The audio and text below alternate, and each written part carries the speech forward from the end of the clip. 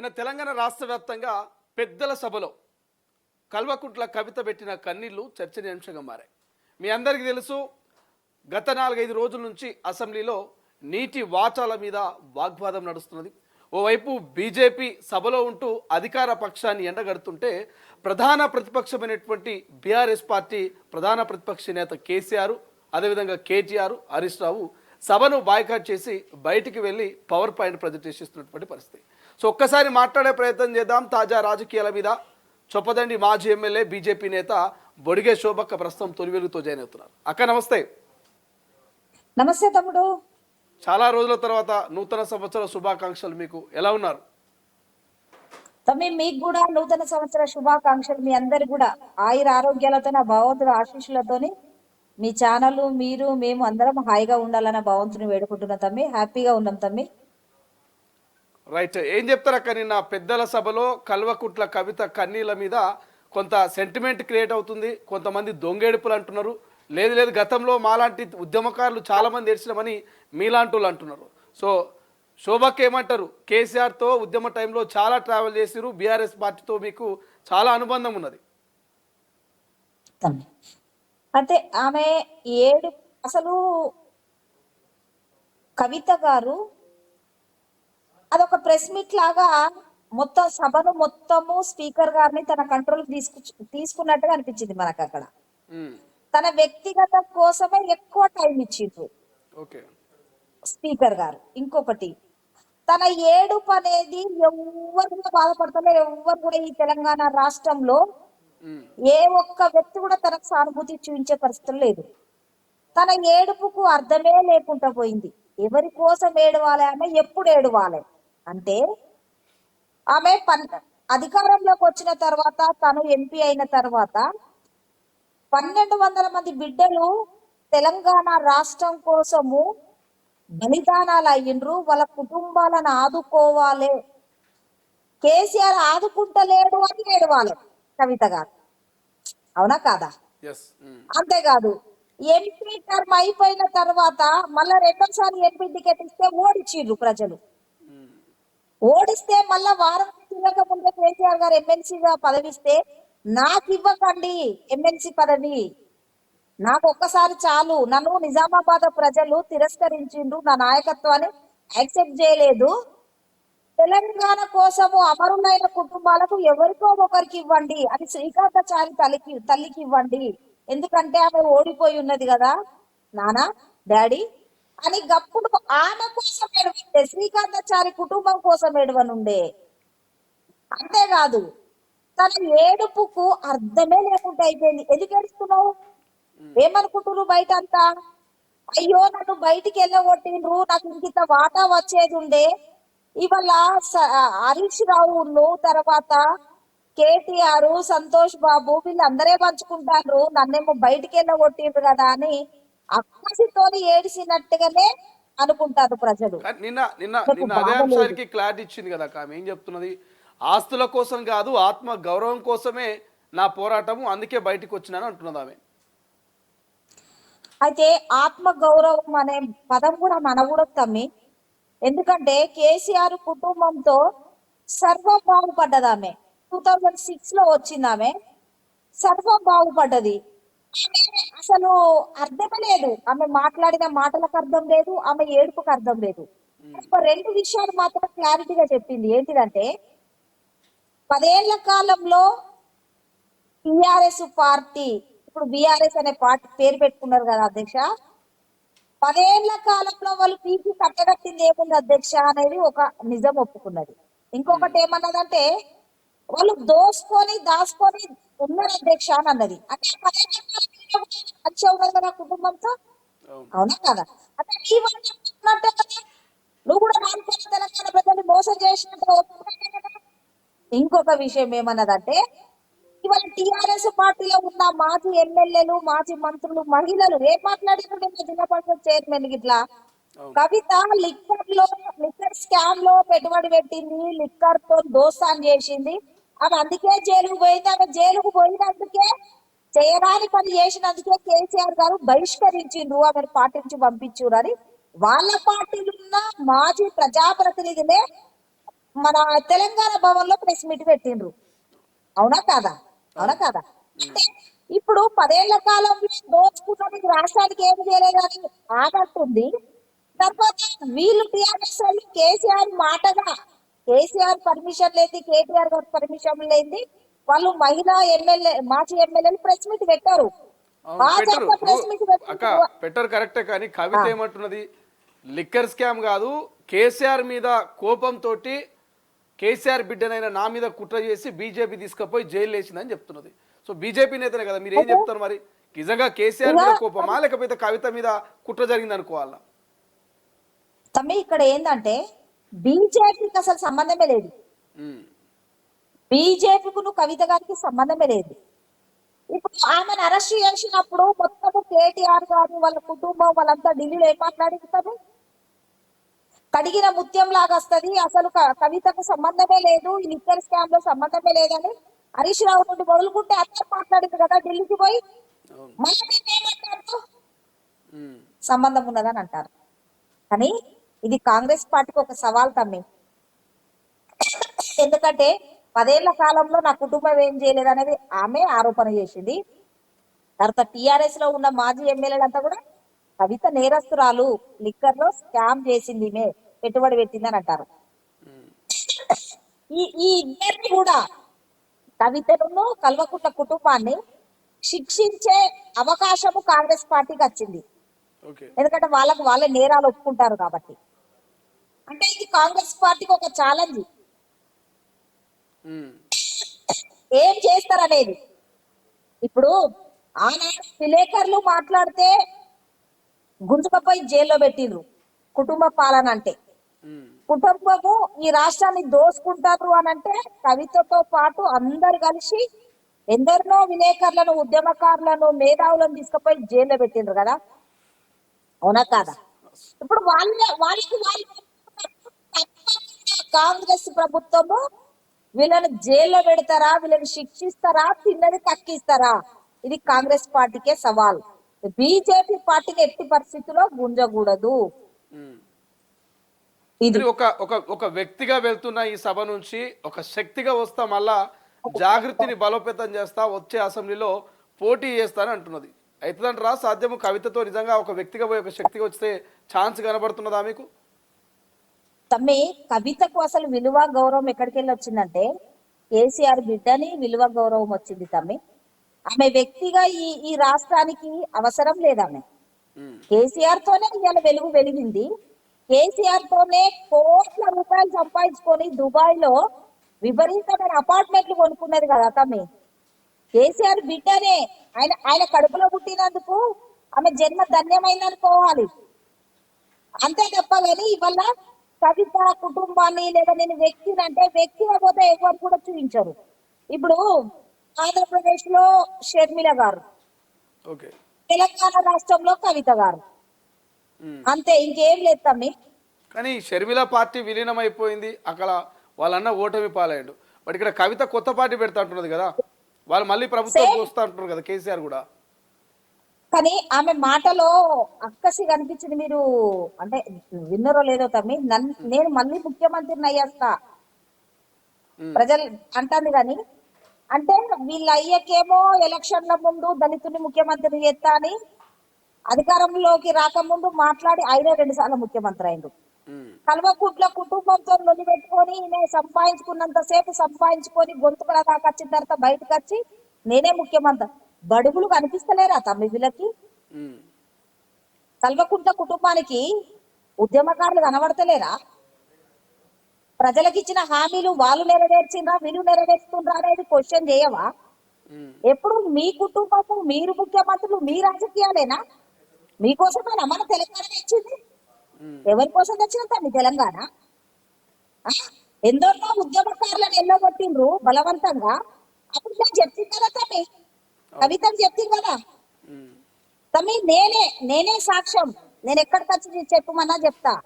నమస్తే తెలంగాణ పత్రికలో నేను ఎమ్మెల్యే ఉన్నప్పుడు నేను గంగాధర్లో కిరాయి ఉండి ప్రజలకు సేవలు అందిస్తుంటే, నా చొప్పదండి ప్రజలకి, నమస్తే తెలంగాణ పత్రికలో నా మీద, రాజేంద్ర అన్న మీద, ఎందరి మీద న్యూస్ రాయిస్తుంటే నేను ఆమె పర్సనల్ గెస్ట్ హౌస్ కు పోయి చెప్పొచ్చిన, చాలా మంది ఉద్యమకారులను పట్టుకొని పోయి ఆమెకు చెప్పొచ్చిన నేను. కవితక్క సంతోష్ బాబు చేయబట్టి పార్టీ సర్వనాశనం అయ్యే పరిస్థితి వస్తుంది. మాలాంటి ఉద్యమకారుల మీద సేమ్ పార్టీలో ఉండగా నమస్తే తెలంగాణ పత్రికలో న్యూస్ రాయిస్తుండు. మీరు ఒక్కసారి డాడీకి చెప్పండి. మేము డాడీకి కలవడానికి పోతే మమ్మల్ని సంతోష్ బాబు కలవనిస్తలేడు, సారేమో రమ్మంటాడు, ఈయనేమో కలవనిస్తలేడు, పండుకున్నాడు, మాట్లాడుతాడు, విఐపీలు ఉండదని మమ్మల్ని నిలబొడతాడు. నువ్వన్నా చెప్పక్క, మీరన్నా తినే కాన్నో కలిసే కాన్నో డాడీకి చెప్పండి, మమ్మల్ని కాపాడుకోండి. సంతోష్ బాబు నమ్ముకుంటే సర్వనాశనం అయిపోతుంది, పార్టీ నాశనం అవుతుందేమో అన్న భయం ఉన్నది అని చెప్పచ్చు నేను. అదే కామారెడ్డి అవతల పర్సనల్ గెస్ట్ హౌస్ ఉంది తనకు, ఎవరికి? తన సొంత గెస్ట్ కవితకు. కవితకు ఉమ్. కవితకు మేము ఒక 5-6 కార్లలో పోయి ఆమెకు చెప్పొచ్చిన నేను. చెప్పొస్తే ఒకటే ఏమన్నా తెలుసా, ఇట్లా చెయ్యుకుంటా, శోభక సంతోష్ బాబు వేరు కాదు, రవీందర్ రావు వేరు కాదు, హరీష్ రావు వేరు కాదు, మేమంతా ఒక కుటుంబం, మీకు నచ్చితేనేమో ఇలా అడ్జస్ట్ కండి, లేదంటే మీ ఇష్టం అని మాట్లాడింది ఆమె. అంటే ఆ రోజు చెప్పినప్పుడు మహిళాంటే ఎంతో మంది చెప్పినప్పుడు అర్థం చేసుకొని ఇవాళ సంతోష్ బాబు కంట్రోల్లో పెడితే మీకు ఈ దుఃఖం రాకపోవు కదా, ఉమ్. ఈ బాధ మీకు రాకపోవు కదా. అంటే ఆమె ఆ రోజే బాధిస్తే ఆ రోజే శోభక్క మాట వింటే ఈ కవితకు ఈరోజు ఈ పరిస్థితి లేకుండా అంటారు. ఒక శోభకి ఎంతమే, మేము ఎప్పుడైనా అందరం మేము కేసీఆర్ కలవడానికి గేట్ దాకా పోయినాక గేట్ ఖర్చు వెళ్ళబట్టిండు అన్న ఫైనాన్స్ మంత్రి ఈటల రాజేంద్ర కూడా ఉన్నాడు. అన్న నాయకత్వంలో మేము చాలా మంది ఎమ్మెల్యేలు పోయినాం మా బాధలను కేసీఆర్ కి చెప్పుకుందామని. మమ్మల్ని వెళ్ళగొట్టిండు తమ్మి సంతోష్ బాబు. మేము ఏడ్చుకుంటూ వచ్చినాం, బాధపడుకుంటూ వచ్చినాం. నేను చెప్పినాం కవితకు, నేను నేను కవితకు ఫ్రీగా ఉండేది, ఎందుకంటే నా 2 మండలాలు కూడా మన జగిత్యాల జిల్లాలో వస్తది. రివ్యూ జరిగినప్పుడల్లా, జగిత్యాల జిల్లాలో రివ్యూ జరిగినప్పుడల్లా నేను బాబు గురించి చెప్పేది, అక్క ఇలా పరిస్థితి జరుగుతుంది, ఇది సార్ దృష్టికి పోవాలి, పార్టీ ఎటు ఎటుపోతుందో అర్థమైతే లేదక్క, ఉద్యమకారులందరం బాధపడుతున్నాం అక్క అంటే, శుభక లైట్ గా తీసుకోవాలి, ఊకే మా కుటుంబం గురించి మీరు మాట్లాడొద్దు అని అన్నది. ఉమ్. అప్పుడు ఎందుకు నేను బాధపడుకుంటూ చెప్పినా కదా, ఇదంతా పోతుందని చెప్పినా కదా.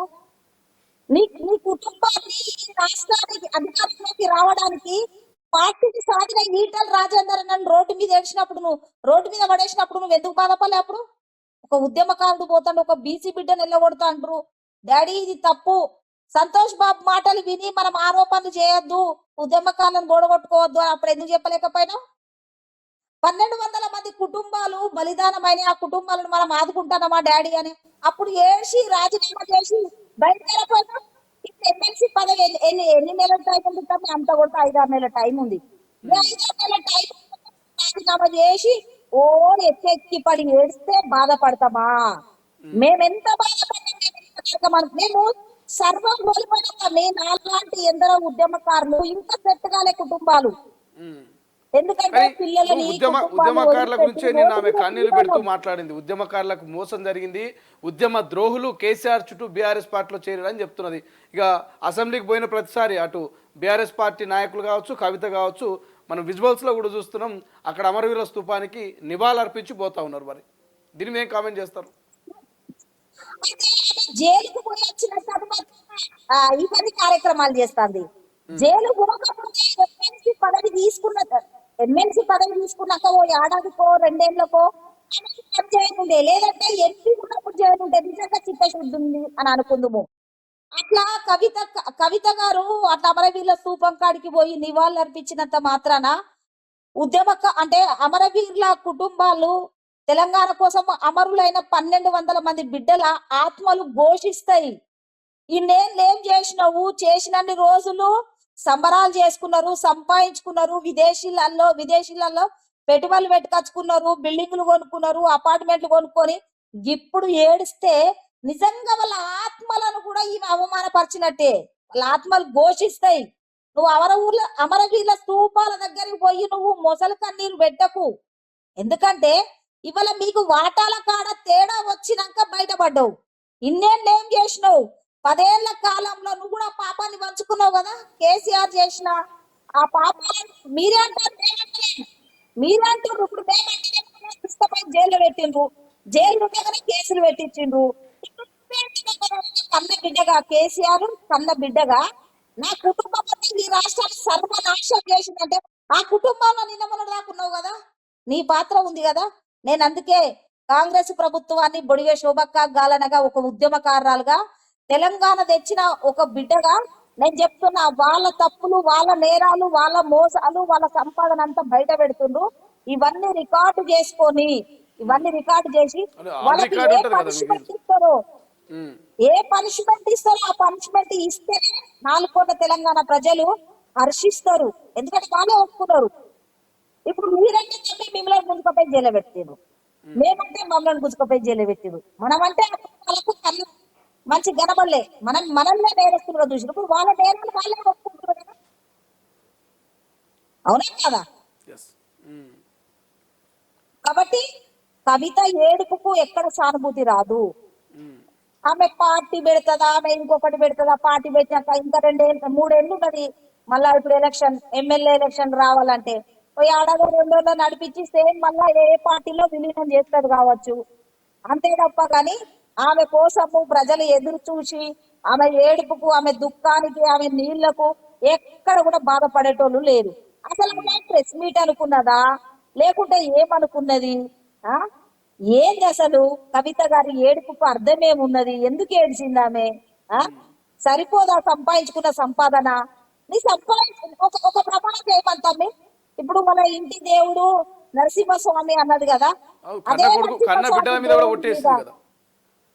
కన్న బిడ్డల మీద, వాళ్ళ భర్త మీద, ఆమె మీద, ఆ అమరవీరుల అంటే ఆ అమరవీరుల కుటుంబాలను వినే విధంగా అమరవీరుల స్తూపం కాడికి వచ్చి ఈ 10 ఏళ్ల కాలంలో నేను ఏమీ పాపం చేయలేదు, నేను ఒక్క రూపాయి సంపాదించుకోలేదు, నేను కడిగిన ముత్యములు అని వాళ్ళ పిల్లల మీద, వాళ్ళ భర్త మీద, ఆమె మీద నెత్తి కొట్టుకోమని, ఉమ్, కట్టుబట్టలతోని ఇవాళ బయటికి రమ్మని. అవునా కాదా. ఉమ్, ప్రజలు ప్రజలు నమ్ముతారు. నిన్న మొన్న దాకా కూడా నువ్వు కుటుంబంతో ఉండి లావాదేవీలంతా పంచుకొని చూడలేదంటే ఎప్పుడు బాధపడ్డట్టు సంతోష్ బాబుతోనే నవ్వుకుంటూనే ఉండేది. ఇవాళ కేటీఆర్ తోని నవ్వుకుంటూనే ఉండేది. ప్రజాస్వామ్యం లేదు, నాకు స్వేచ్ఛ లేదు అని అంటే నువ్వు కన్న బిడ్డవు, నీకున్నంత స్వేచ్ఛ మాకెక్కడ ఉంటుందంటే? ఉమ్. అయినా మీకుంటుందా? ఆమె నిన్ను ఒక మాట మాట్లాడుతున్నది నిండు సభలో మాట్లాడుతూ బీఆర్ఎస్ పార్టీ అని పెట్టిర్రు, అసలు ఏం పీకినం తెలంగాణలోని బీఆర్ఎస్ పెట్టిరని ఒక మాట చాలా సూటిగా అడిగింది కన్న తండ్రిని, అదేవిధంగా పార్టీ అధినేత కేసీఆర్ని, వర్కింగ్ ప్రెసిడెంట్ కేటీఆర్ని. ఈ మాటకు మీరు ఏమైనా రియాక్ట్ అవుతారు? అవును. ఇంకొక ఇంకో మాట విన్నతాను, ఏం పీకి కట్టగట్టిర్రు వీళ్ళు అని అన్నది. Yes yes. ఏం పీకిండ్రో ఏం కట్టగట్టిరో ఆమె చెప్పాలి.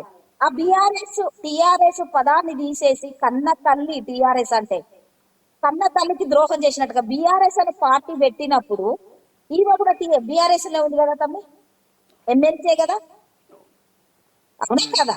మరి అప్పుడు మనకి ఏమి పీకి కట్టగడతామని మనం టిఆర్ఎస్ పార్టీని పక్కన పెట్టి బీఆర్ఎస్ పార్టీ ఎందుకు పెట్టవలసి వచ్చిందని ఆమె అప్పుడు ప్రెస్ మీట్ లో చెప్పొచ్చు కదా, ఓకే. చెప్పొచ్చు కదా, మాట్లాడొచ్చు కదా, ఏదో ఒక ప్రెస్ మీట్ పెట్టియచ్చు కదా. ఆమె జాగృతిలో ఉన్నోళ్ళతో ఒక ప్రెస్ మీట్ పెట్టియచ్చు కదా. అప్పుడు మనకు మరే జాగృతి నుండి ఒకరు మాట్లాడిండ్రు, అప్పుడే వ్యతిరేకించారు బీఆర్ఎస్ పార్టీని అనొచ్చు కదా. అంటే ఆమె అప్పుడు ఏమన్నది, కేసీఆర్ గారికి ఈ తెలంగాణ రాష్ట్రం మీద ఫుల్ అవగాహన వచ్చింది, 99% డెవలప్మెంట్ చేసి ఇప్పుడు దేశ రాజకీయాల్లోకి పోవాల్సిన అవసరం వచ్చింది కాబట్టి బీఆర్ఎస్ పార్టీ పెట్టిండ్రనే మనం అప్పుడు కవిత మాట్లాడుతుంది. ఇప్పుడేమో ఏం పీకి కట్టలు కట్టిండ్రని అని టీఆర్ఎస్ పార్టీ పేరు తెలిసి బీఆర్ఎస్ పార్టీ అని పెట్టిరని ఇప్పుడు అంటాను. అంటే అంటే ఇక ఎందుకంటే మాటలు ఉన్నాయిలే, అవన్నీ మాట్లాడద్దు కానీ కవిత మాట్లాడేటి అన్ని కూడా తప్పనేది ఆమెకు తెలుసు, ప్రజలకు కూడా ఇప్పుడు తెలుసు. 10 ఏళ్ల పాటు దోపిడీ జరిగినప్పుడు ఆ పార్టీలో ఉండి అధికారం కోల్పోయిన తర్వాత కవిత ఈ రకంగా బయటికి వచ్చి అన్ని విషయాలను, అందులో నిజాలు ఉండొచ్చు, అబద్ధాలు ఉండొచ్చు, బట్ అన్ని సభలో ప్రజల ముందు పెట్టడాన్ని మీరు ఎట్లా చూస్తారు? నేను చాలా తప్పు పడుతున్నా తమ్మి. ప్రెస్ మీట్ అనుకున్నదా తమ్మి ఆమె? మండలి సమావేశాలు ఎందుకు జరుగుతాయి తమ్మి? 4 కోట్ల తెలంగాణ ప్రజల బతుకుల మీద చర్చలు జరుగుతాయి తమ్మి. జాబ్ క్యాలెండర్ కోసం ఏడవపోయినా ఎవరన్నారు? కేసీఆర్ మోసం చేసిండు, రేవంత్ రెడ్డి సర్కార్ కూడా మోసం చేస్తుందని ఏడవపోయినా, అవునా కదా. ఇలా ఆ వేదిక ఆ మండలి మీటింగ్ జరుపుతున్న సమావేశం జరుగుతున్న క్రమంలో సభాధ్యక్షులు కూడా నీకు అంత టైం ఇచ్చిండ్రనంటే నీ వ్యక్తిగతం చెప్పుకోవడానికి ఇయ్యలే టైం అక్కడ. 4 కోట్ల తెలంగాణ ప్రజల కోసము ఒక ఎమ్మెల్సీగా ఏం మాట్లాడతావో అని టైం ఇస్తే నీ వ్యక్తిగతం కోసం అన్ని మాట్లాడతావా? నీ కుటుంబాన్ని బజార్న పడేసుకుంటావా? నువ్వు బజార్న పడతావా? అందుకేనా నిన్ను ఎమ్మెల్సీగా పంపించింది మండలికి? ఇదే నన్ను నేర్చుకున్నది. ఎక్కడ పద్ధతి ఇది? ముమ్మాటికి దీని అందరూ ప్రజలందరూ ఖండిస్తాడు. ఈ మాకు దమ్ము ధైర్యం ఉంటే ఎప్పుడో ప్రెస్ మీట్ పెట్టనుండే, లేదా బయట ప్రెస్ మీట్ పెట్టనుండే. నువ్వేం మాట్లాడినావు ఇప్పుడు ఈ వారం రోజుల నుంచి? ఏం మాట్లాడినావు? ఎవరి కోసం మాట్లాడినావు నువ్వు? అవునా కదా? రైట్ శోభాక, అదేవిధంగా బీఆర్ఎస్ పార్టీ మొన్నటిదాకా నీటి వాటల మీద అసెంబ్లీలో చూసుకుంటే సవాల్ విసిరింది. కాంగ్రెస్ పార్టీ అగ్రనేతలు ముఖ్యమంత్రి రేవంత్ రెడ్డి ఏమో దమ్ముంటే అసెంబ్లీకి రావాలంటూ రేవంత్ రెడ్డి కేసీఆర్ను పిలిచిన ఆయన ఒక్కరోజు వచ్చి 3 నిమిషాలలో సంతకం పెట్టి వెళ్ళిపోయాడు. మొత్తం సభ మొత్తం కూడా వాళ్ళు బాయ్కాట్ చేసారు బీఆర్ఎస్లు. కేవలం బీజేపీ కాంగ్రెస్ మాత్రమే, ఎంఐఎం మాత్రమే సభలో సమావేశాలకు పాల్గొంటున్నటువంటి పరిస్థితి. సో ఏం చెప్తారు ఈ బీఆర్ఎస్ బహిష్కరణ మీద, అసెంబ్లీ బహిష్కరణ మీద కామెంట్ ఏంటి? ఇప్పుడు కేసీఆర్ గారు తను ఏం చేసిందంటే అసెంబ్లీ కంటే ముందు ఒక ప్రెస్ మీట్ పెట్టిండ్రు. పోతున్నా బయలుదేరినా కాసుకో చూసుకో అన్నట్టుగా ప్రెస్ మీట్ పెట్టిండ్రు. మరి అసెంబ్లీ నడిచే రోజు ఫస్ట్ రోజు పోయినావు, సంతకం పెట్టినావు, వచ్చినావు. ఒక మాజీ ముఖ్యమంత్రిగా ఇప్పుడున్న ప్రభుత్వానికి సలహాలు సూచనలు ఇవ్వాలి కదా, నీటి వాటాల మీద లెక్కలు తేల్చాలి కదా, 4 కోట్ల తెలంగాణ ప్రజలకు క్లారిటీ ఇవ్వాలి కదా. మేము ఆంధ్ర రాష్ట్రానికి నీళ్లు దోసుకోవడానికి పంపడానికి నేను ఎలాంటి సపోర్ట్ చేయలేదు. మేము అధికారంలో ఉన్నప్పుడు 4 కోట్ల తెలంగాణ ప్రజలకు మోసం చేయలేదు నీళ్ల వాటాలో అని ముఖ్యమంత్రి గారు మాట్లాడితే తప్పేమైంది తమ్మి? తనకు పవర్ లేదా? తనకు మాట్లాడే అవకాశం లేదా? బయట ఉండేమో ప్రెస్ మీట్లు పెట్టి వస్తున్నాం పోతున్నాం అని మాట్లాడరు. చూసిరా ఈ మధ్య మాజీ ముఖ్యమంత్రి మధ్య కన్వర్జేషన్ మాటల యుద్ధాన్ని చూసిరా? ఆయనేమో తోలు తీస్తానడం, ఈయననేమో నాలుగు కోస్తానడం, ఇంకొక ఆయన ఎడమకాలు చెప్తూ తనడం, ఇదంతా చూస్తురా, అబ్జర్వ్ చేస్తురా ఈ మధ్య కాలంలో మీరు? వింటున్నాం తమ్మి, అన్ని వింటున్నాం. తొండలు జొర్ర కొడతారని ఇంకోటని ఎన్నో వింటున్నాం. కానీ తమ్మి ఇప్పుడు కేసీఆర్ గారి భాషనే ప్రజలందరూ మేధావులందరూ కూడా ఈ భాష బాగుండదు అని మాట్లాడింది. మళ్ళా సేమ్ ఇప్పుడు మళ్ళా గదే భాషను అందరూ మాట్లాడతారు. ఇప్పుడు తిట్టుకునుడు కంటే, కొట్లాడుకునుడు కంటే, మాటలు అనే కంటే ప్రజలకు ఏది హామీ ఇచ్చినాం అనేది, ఆ హామీలు మేము నెరవేరుస్తున్నామా లేదా అనేది ఒక ఎజెండా పెట్టుకుంటే అయిపోతుంది కదా. 10 ఏళ్ల కాలంలో వాళ్ళు దోచుకున్నారు, దాచుకున్నారు, ఏం పని చేయలేదు అనే కదా మీరు ఆరోపణ చేస్తే మిమ్మల్ని అధికారంలోకి తెచ్చారు. మళ్ళీ సేమ్ వాళ్ళని తిట్టుకుంటా మీరెందుకు 2 ఏళ్ళు పూట గడుపుతున్నట్టుగా మీరు ఏం చేయాలనుకుంటారు? కేసీఆర్ గారి వల్ల రాలేదు, హరీష్ రావు గారు బైకట్ చేసి పోయిండ్రు. బీజేపీ పార్టీలో ఉన్న మా ఎమ్మెల్యేలు మాట్లాడితే మా వాళ్ళకు కూడా ఎక్కువ అవకాశాలు ఇయ్యరు. ఇవాళ బలమైన ప్రతిపక్ష పార్టీ అని అంటేనే ఇవాళ టిఆర్ఎస్ పార్టీ ప్రజల కోసము కాంగ్రెస్ పార్టీని క్వశ్చన్ చేయలేక చేతులు ముడుచుకొని వాళ్ళ ఎమ్మెల్యేలంతా బయటికి పోయిండ్రు. మరి కనీసం మా బీజేపీ పార్టీకి అవకాశం ఇచ్చి మాట్లాడే అవకాశం ఇచ్చి మంత్రులు జవాబు చెప్పడము, ముఖ్యమంత్రి గారు చెప్పి క్లారిటీ ఇస్తే అయిపోతుంది కదా. మా బీజేపీ ఎమ్మెల్యేలు మాట్లాడిన వాళ్ళ మీదకి విరుచుకపడు. అసలు ఎటుపోతుంది తమ్మి? ఈ రాష్ట్రం ఎటుపోతుంది? పాలన ఎటుపోతుంది? ప్రజా సమస్యల మీద ఎవరు మాట్లాడుతారు? క్వశ్చన్ చేసిన వాళ్ళ మీద కేసులు, బాయ్కాట్ చేసుడు, ఈ కల్చర్ కేసీఆర్ నుంచి మొదలైంది. అమలు చేస్తుంది. వాళ్ళు అసెంబ్లీ సమావేశాలను బహిష్కరించిపోవడమే కరెక్ట్ కాదు. ఎవరిది? టిఆర్ఎస్ వాళ్ళది. టిఆర్ఎస్ సబ్జెక్ట్ ను ఎదుర్కోవాలని భయపడిపోయారు అనుకోవచ్చా, లేకపోతే నిజంగానే కాంగ్రెస్ సభలో ఇబ్బంది పెడుతుంది, వాళ్ళు మాట్లాడే భాష బాగలేదు, సమయం ఇవ్వట్లేదు అని అందుకే బయటకు పోయింది అనుకోవచ్చా? మీ ఒపీనియన్ ఏంటక్క అసలు బీఆర్ఎస్ వైఖరి మీద? నేను బొడిగ శోభక్క గాలనగా నిజాలు చెప్పాలి. ఎందుకంటే 10 ఏళ్ళు పాలన చేసిండ్రు కాబట్టి నీటి వాటాల మీద నిజంగా పేపర్ మీద మన తప్పు చేయనప్పుడు బాధ్యత ఒప్పుకోవాలి, చెప్పాలి. ఏదైనా పొరపాటు ఉంటే 4 క్షమించడం చెప్తే సరిపోతుంది కదా ఆ వేదిక ద్వారా. అసెంబ్లీ ద్వారా నిండు అసెంబ్లీ సమావేశాలను బైకట్ చేసి అక్కడ పెడతారు ఇండివిజువల్ గా. ఇదేంటి అసెంబ్లీ నడిచి ఇప్పుడు అసెంబ్లీ పెట్టాలని సవాల్ విసురుతారు. అసెంబ్లీ పెట్టిన తర్వాత ప్రజల సమస్యల మీద చర్చ చేయమే, వ్యక్తిగతంగా మాట్లాడుకుంటే ఎందుకు? జాబ్ క్యాలెండర్ గురించి ఎవరన్నా చర్చ చేస్తున్నారా? ఎవరన్నా మాట్లాడుతున్నారా? నిరుద్యోగుల బతుకుల గురించి మాట్లాడుతున్నారా? నిరుద్యోగులు తలుసుకుంటే వచ్చిండ్రు. ప్రతిపక్షం ఎవరి వైపు ఉండాలి తప్పి ప్రజల పక్షాన్ని ఉండొద్దా? వీళ్ళు ఇచ్చిన హామీలు నెరవేరుస్తున్నా లేదా వీళ్ళు దృష్టి పెట్టద్దా? వీళ్ళు క్వశ్చన్ చేద్దా? అసెంబ్లీలో కేసీఆర్ రారు, మీరు బహిష్కరించిపోతారు. ఇక మీకు ఎందుకు ఎమ్మెల్యే పదవులు, ప్రతిపక్ష హోదా ఎందుకు మీకు? రైట్, ఒక్కసారి తెలంగాణ ప్రజలకు ఏం చెప్పదలుచుకున్నది? ఇప్పుడు జరుగుతున్న ఈ తాజా రాజకీయ పరిణామాలు చూస్తూ ఉంటే తెలంగాణ ప్రజలను ఉద్దేశించి శోభక్క ఏమైనా చెప్పదలుచుకున్నదా? నేను బొడిగ శోభక్క గాలన్నగా 4 కోట్ల తెలంగాణ ప్రజలకి ఆలోచన చేయండి. కేసీఆర్ గారి కుటుంబము, కవిత కుటుంబము ఏం మాట్లాడుకుంటారు? వీళ్ళు అధికారంలోకి రాకముందు వీళ్ళు ప్రజలకు 4 కోట్ల తెలంగాణ ప్రజలకు ఏమి హామీలు ఇచ్చిండు, వాళ్ళ మేనిఫెస్టోలో ఏమున్నాయి, మనం ఏ రకంగా ఆదుకుంటారు 4 కోట్ల తెలంగాణ ప్రజలు అనేది కాంగ్రెస్ పార్టీని, టిఆర్ఎస్ పార్టీని, కవితను ఆలోచన చేసి రాబోయే రోజుల్లో ఆలోచన చేసి ఒక బ్రహ్మాండమైన తీర్పు ఇవ్వాలి అని నేను ఒక్కసారి బొడిగ శోభక్క గాలన్నగా ప్రజలకు విజ్ఞప్తి చేస్తున్నా. అదే విధంగా కాంగ్రెస్ పార్టీకి కూడా నేను ఒక రిక్వెస్ట్ చేస్తాను. ఏమనంటే వాళ్ళ నేరాలు వాళ్ళే ఒప్పుకున్నారు, కవిత, టిఆర్ఎస్ పార్టీలు. కాబట్టి నేరాన్ని ఒప్పుకున్నోళ్లను ఏం చేయదలుచుకున్నది మీ ప్రభుత్వము అనేది కూడా 4 కోట్ల తెలంగాణ ప్రజలకి క్లారిటీ ఇవ్వాలని కాంగ్రెస్ ప్రభుత్వాన్ని బొడిగ శోభక్కగా ఒక ఉద్యమకారురాలుగా నేను వాళ్ళని రిక్వెస్ట్ చేస్తానా. ఇంకొక లాస్ట్ కూడా కవిత ఏమన్నదంటే, మీరు టిఆర్ఎస్ పార్టీ లాగా అంటే మాలాగా మీరు నేరస్తులు కాకండి, మాకే గతి పట్టిందో మీకు అదే గతి పడుతుంది అని శాపనార్థం పెట్టింది కాంగ్రెస్ పార్టీకి. నేరం అనేది కల్వకుంట్ల కవిత గారు ఒప్పుకున్నారు, నేరం చేసింది అని టిఆర్ఎస్ పార్టీ ఒప్పుకుంటారు ఎవరిని, కవిత మీద.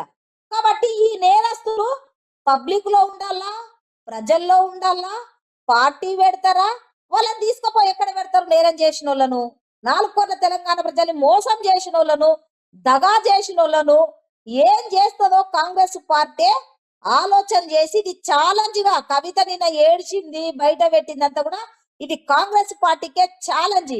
కాబట్టి దయచేసి ఒక బొడిగ శోభక్క ఉద్యమకారురాలని గల బొడిగ శోభక్క గాలన్నగా నేను కాంగ్రెస్ పార్టీని రిక్వెస్ట్ చేస్తానా, ప్రజల పక్షాన డిమాండ్ కూడా చేస్తానా. ఎందుకంటే ఆమె అన్నది ఏం పీకి కట్టలు కట్టిండ్రు వీళ్ళు అని, మరి ఏం పీకి కట్టలు కట్టిండ్రు అనేది ఆమె చెప్తాను. Right right, thank you so much అక్క, thank you for joining in Tholi Velugu. So ఇది మొత్తం మీద మాజీ ఎమ్మెల్యే చొప్పదండి మాజీ ఎమ్మెల్యే బొడిగ శోభక్క క్లియర్ చెప్తుంది. నేరాన్ని ఒప్పుకున్న నేరస్తులను కాంగ్రెస్ పార్టీ అరెస్టు చేయాలని చెప్తున్నది. ప్రజలే బుద్ధి చెప్తారు బీఆర్ఎస్ పార్టీకి, కల్వకుంట్ల కవితకంటూ కామెంట్ చేస్తున్నటువంటి పరిస్థితి. బట్ చూద్దాం, రాజకీయాలు మాత్రం చాలా హై వోల్టేజ్లో ఉన్నాయి. ఓవైపు వాతావరణం బయట చల్లగా ఉన్నప్పటికీ రాజకీయం మాత్రం చాలా వాడివేడిగా తెలంగాణ వ్యాప్తంగా ఒకరి మీద ఒకరు విమర్శలు, ఇక చట్టసభల్లో చర్చలు జరుగుతున్న వేళ రాజకీయాలు ఎటువంటి పరిణామాలకు దారితీయబోతున్నాయి భవిష్యత్తులో చూడాల్సిన అవసరం ఉంది. అసలైన తొలి వెలుగు. ఫాలో వాట్సాప్ @తొలి వెలుగు official.